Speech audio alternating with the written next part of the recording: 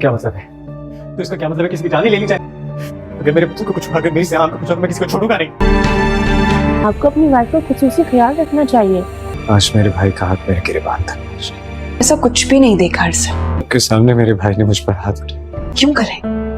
हमें अपने बारे में सोचना चाहिए। दोस्तों, ड्रामा सीरियल लाडली के आने वाले एपिसोड में आप लोग देखने वाले हैं। ये ड्रामा बहुत ही इंटरेस्टिंग बन चुका है। जैसा कि आप सबको पता है कि नाज़ो अब बुरी तरह से फंस चुकी है। उसकी मदद के लिए अब परवेज ही होगा, क्योंकि ये वीडियो भी परवेज के आदमियों ने ही ली थी, क्योंकि वो बाबर का वैसे ही पीछा कर रहा था कि आखिर वो नाज़ो से क्या चाहता है। जब उसे पता चलता है बाबर नाज़ो को ब्लैकमेल कर रहा है, तो वो बाबर को बहुत अच्छा सबक सिखाता है और कहता है कि अगर, और नाज़ो को कॉल करता है कि मैं चाहता हूँ कि तुम्हारी मैं मदद करूँ। लेकिन दोस्तों, नाज़ो कहेगी मुझे किसी की मदद की ज़रूरत नहीं है, और परवेज उसे ये भी कहता है कि तुम आखिर क्या छुपा रही हो?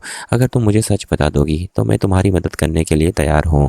लेकिन नाज़ो उसे कुछ नहीं बताती, क्योंकि दोस्तों अगर नाज़ो ने सब कुछ बता दिया तो परवेज को पता चल जाएगा कि घर में जो भी फसाद हो रहा है तो वो और किसी की वजह से नहीं बल्कि नाज़ो की वजह से हो रहा है।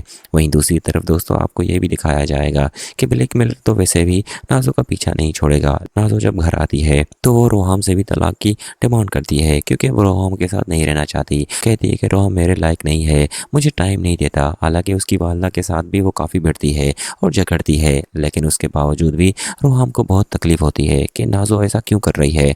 उसकी वालदा उसे काफ़ी समझाती है कि बेटा नाज़ो ऐसी ही है, तुम्हें परेशान होने की ज़रूरत नहीं है और तुम मेरी फ़िक्र मत करो, मैं अब ठीक हूँ। तुम जाओ नाज़ो के पास, तुम्हारी अभी अभी शादी हुई है। लेकिन रोहम कहेगा नहीं अम्मी, उसका लहजा बहुत बुरा था, वो आपके साथ कुछ भी कर सकती है, मैं आपको कभी छोड़कर नहीं जाऊँगा। एक दफ़ा मैंने गलती की है, अब कभी ऐसा नहीं होगा। नाज़ो तो अब रोहम से अलग का इजहार करेगी। अगले ही सीन में आपको ये भी दिखाया जाएगा कि उमर भी काफ़ी गुस्से में आ जाएगा राहिम की वजह से, क्योंकि दोस्तों वो राहिम को पसंद नहीं करता। जब से उसने नाज़ो से बदतमीज़ी की है, राहिम को बिल्कुल ही पसंद नहीं करता। मरियम भी परवेज के घर में रह रही है, इस वजह से उमर को अब कौन समझाए। उमर तो अब जानी दुश्मन बन चुका है राहिम का।